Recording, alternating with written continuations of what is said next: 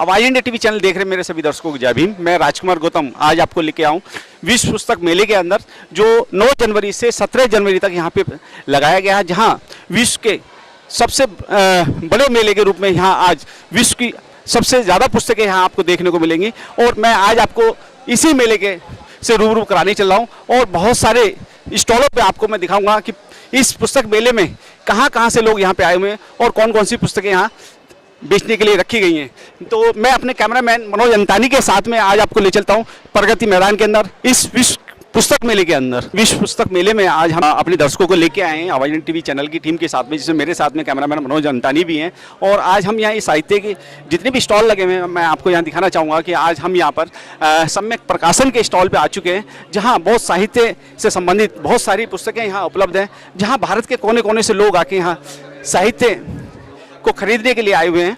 और देखा जाए तो यहाँ पे संत गाडसे बाबा हो, चाहे संत तुकाराम हो, चाहे ज्योतिबा फूले हो, या माता रामबाई हो, या डॉक्टर अम्बेडकर साहब हो, या इसके अलावा और जितने भी हमने अपने संत महात्मा हुए हैं इस दलित शोषित पीड़ित वंचित समाज को उभारने के लिए, उनके लिए समर्पण भावना से काम करने के लिए, उन सभी से संबंधित यहाँ साहित्य है कि आप देख सकते हैं कि यहाँ पे जो है अनेकों पुस्तकें यहाँ पे कि चमार जाति उसका गौरवशाली इतिहास के अलावा चमार कौन, धोबी समाज का इतिहास है, दुधास जाति का इतिहास है, पासी समाज का इतिहास है, और इसके अलावा बिरसा मुंडा साहब के आंदोलन से संबंधित यहाँ भी पुस्तकें हैं। अगर आप देखें तो यहाँ पे जो समाजवाद के लोहिया साहब है उनसे भी संबंधित यहाँ पे। इसके अलावा पेरियार आर रामास्वामी नायकर साहब की भी पुस्तकें यहाँ पे, रामस्वरूप वर्मा जिनकी पुस्तक यहाँ पे है। और सही मायने में संतों के संत गुरु रविदास जी, ऐसे चाहूँ राज में संत गुरु रविदास जी के विषय में भी यहाँ पे बहुत सारी पुस्तकें यहाँ पे रखी गई हैं।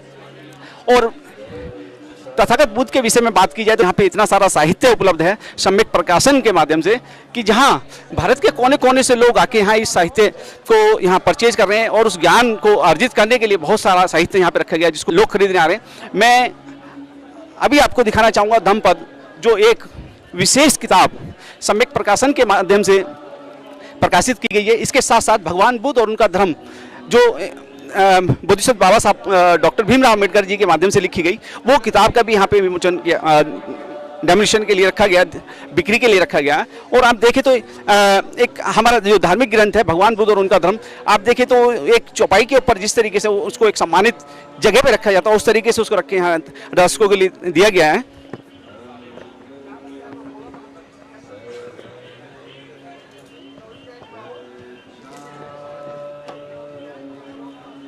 जैसे कि मैं अपने कैमरामैन मनोज अंतानी जी के साथ में आपको आज यहाँ विश्व पुस्तक मेले में लेके आया हूँ। आप यहाँ देख सकते हैं कि हाँ इतना सारा साहित्य है हमारे शोषित पीड़ित वंचित समाज के लिए, जिसमें कि अगर आप देखें मान्यवर काशीराम से संबंधित हो, या हरिजन कौन कैसे उसकी लिए हो, या जातिवाद का जनाजा, यानी कि सही मायने में अगर बात की जाए इस शोषित पीड़ित वंचित समाज के साहित्य की, तो सम्यक प्रकाशन पर वो सारी पुस्तकें यहाँ उपलब्ध हैं जो हम लोगों को, हमारे समाज के लोगों को चाहिए। और मैं यहाँ बताना चाहूँगा हमारा समाज ही नहीं, इसके अलावा और भी बहुत सारी कम्युनिटी हैं, धोबी पाल और धानुक, बहुत सारी जातियां हैं, जैसे कि 6742 जातियां यहाँ पे इस देश के अंदर बनाई गई हैं। उन जातियों से उनका सही मायने में इतिहास जानने के लिए अगर कहीं पुस्तक आपको उपलब्ध हो सकती है वो सम्यक प्रकाशन पे, और उसी स्टॉल का आज हम भ्रमण कर रहे हैं। आवाज इंडिया टीवी चैनल की टीम के साथ में मनोज अंतानी मेरे साथ हैं कैमरामैन, जो आज इस प्रोग्राम की कवरेज के लिए मेरे साथ हैं। पुस्तकों के साथ साथ अगर आप यहाँ देखें तथागत बुद्ध की और भगवान बुद्ध की इतनी अच्छी अच्छी सुंदर मूर्तियाँ भी यहाँ सम्यक प्रकाशन पे उपस्थित हैं।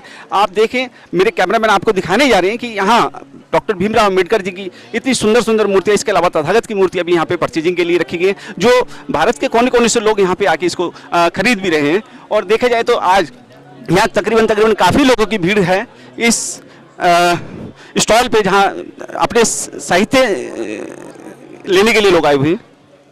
आप देख सकते हैं सम्यक प्रकाशन का जो स्टॉल है यहाँ प्रगति मैदान में लगाया गया है। आप देख सकते हैं उसका फ्रंट जो बनाया गया है सारे महापुरुषों के, अगर इसमें बात की जाए तो इसमें संत गाडसे बाबा, इसके अलावा जो है संत कबीर रविदास और सम्राट अशोक, तथागत बुद्ध बाबा साहब डॉक्टर भीमराव अम्बेडकर, ज्योतिबा फूले और क्रांति ज्योतिबा सावित्रीबाई फूले, माता रमाबाई अम्बेडकर, साहू जी महाराज, पेरियार आर रामास्वामी नायकर, नारायण गुरु और मान्यवर काशीराम जी की फोटो यहाँ पे आप देख सकते हैं।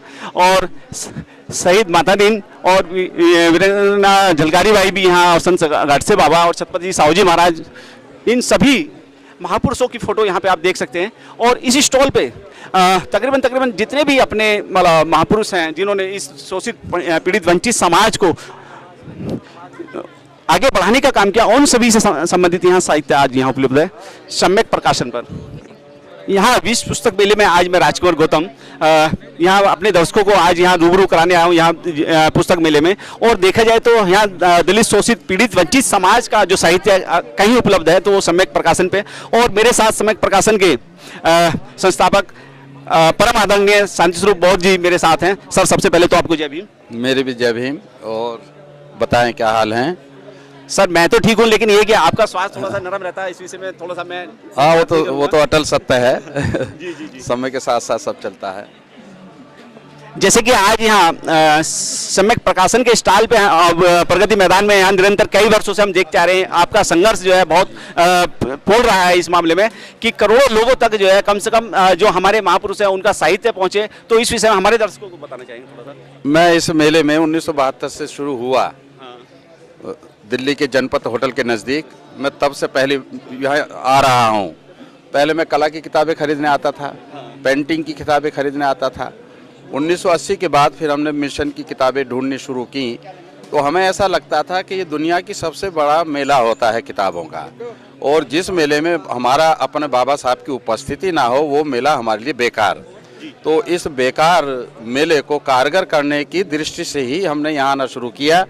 और हमारे समाज का जो विस्मृत गौरवशाली इतिहास है जिसको छल पूर्वक तरीके से दबा दिया गया, विकृत कर दिया गया, भुला दिया गया, वो सबको उजागर करके हम किताबों के माध्यम से, चित्रों के माध्यम से, सुंदर सुंदर नॉवेल्टीज़ के माध्यम से जनता के बीच में प्रस्तुत करने का काम कर रहे हैं।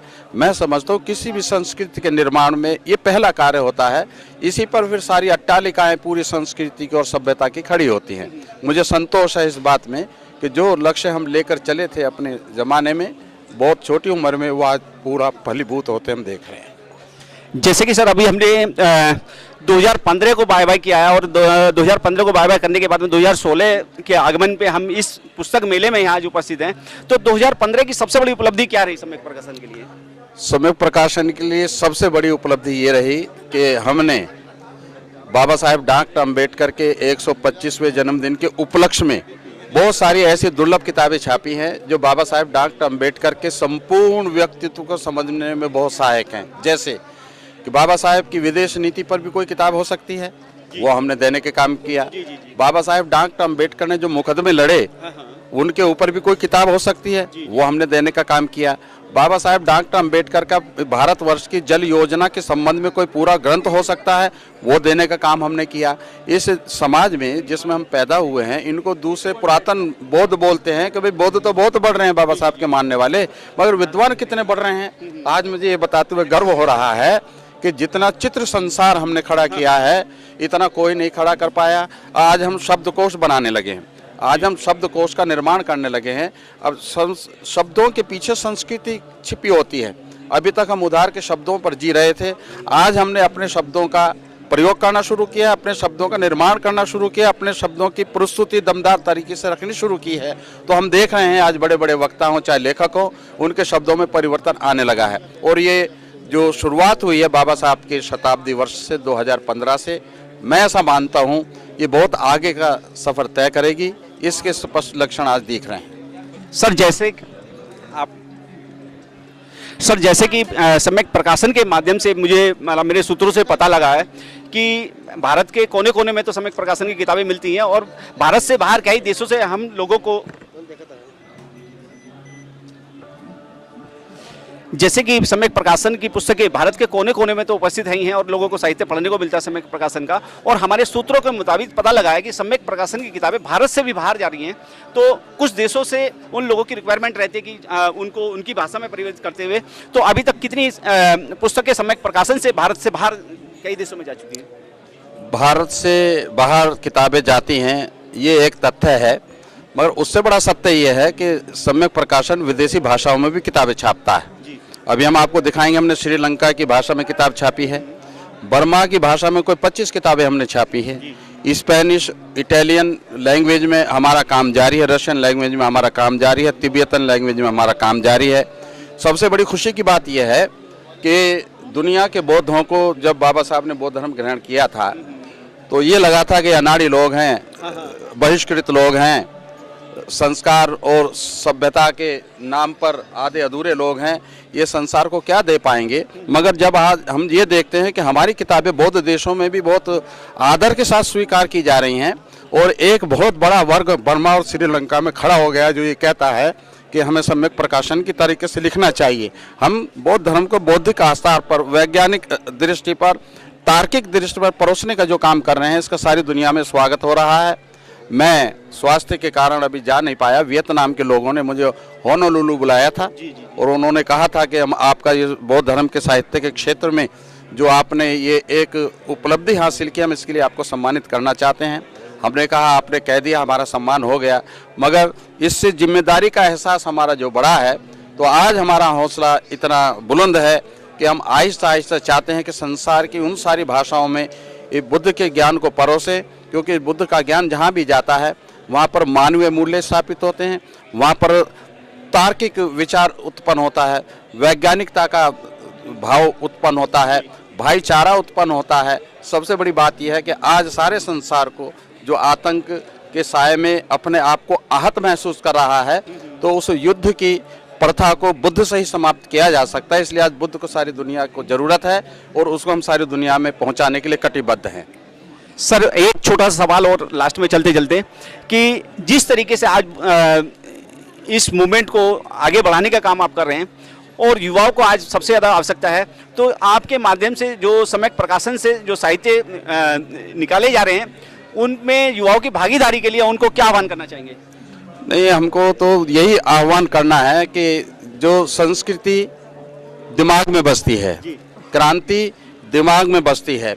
आज हमारे समाज के चाहे युवा हो चाहे प्रौढ़ हो, उन सब के जो दिमाग हैं वो दूसरी संस्कृति वालों के गिरफ्त में हैं। तो सम्यक प्रकाशन का ये अपना एक नारा है कि हम शिक्षित व्यक्ति उसको कहते हैं जो अपने सांस्कृतिक मूल्यों के प्रति सचेत हो, अपने शत्रुओं को और अपने मित्रों को पहचान सके।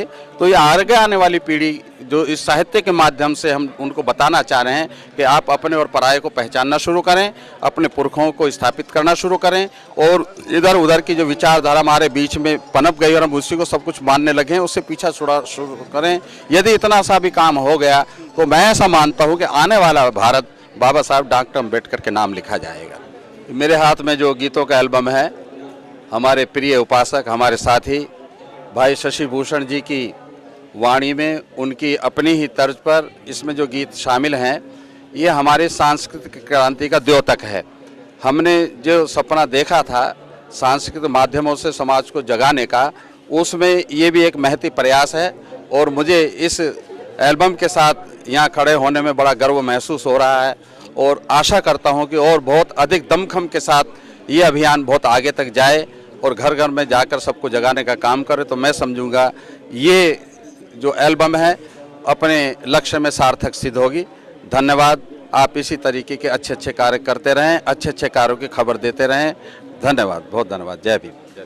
आपने आवाज इंडिया टीवी चैनल को अपना कीमती समय दिया, इसके लिए बहुत बहुत साधुवाद। धन्यवाद। धन्यवाद आपका भी, आपने हमें इस योग्य समझा। धन्यवाद। जय भीम। So nice.